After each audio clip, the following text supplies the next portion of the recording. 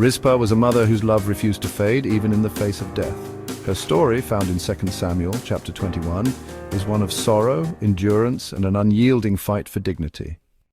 Her life was already one of hardship. She had been a concubine of King Saul, living in the shadows of the royal court. But her greatest trial came years after Saul's death, when a famine struck Israel.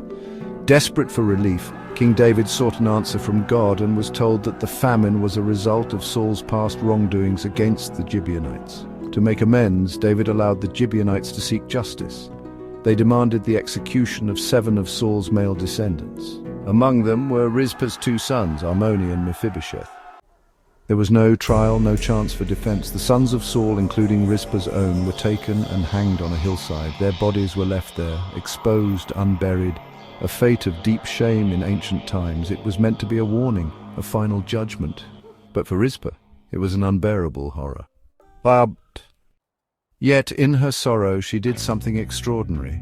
Instead of retreating in grief, she went to the place where her sons had been killed. She took sackcloth, a symbol of mourning, and spread it upon the rock near their bodies. And there she stayed. For months, from the beginning of the harvest until the rains came, Rizpah kept watch. She would not leave. By day, she drove away the birds that sought to tear at her sons' remains. By night, she fought off wild animals. Alone in her sorrow, she refused to let her children be further dishonored.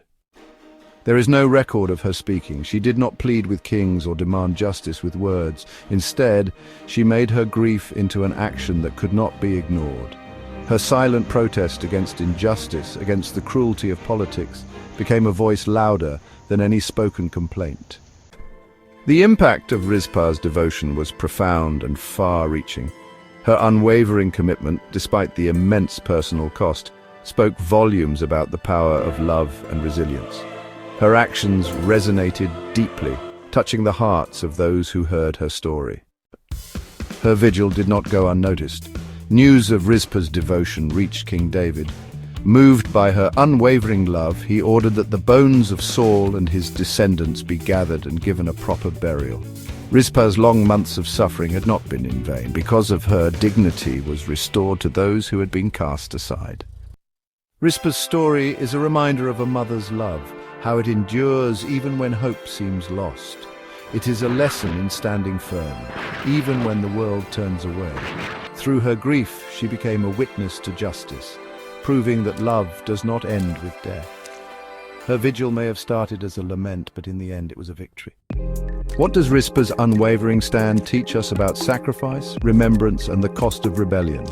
We invite you to share your reflections in the comments below and subscribe to AR Soulful Reflections for more stories that illuminate the personal dimensions of our shared past.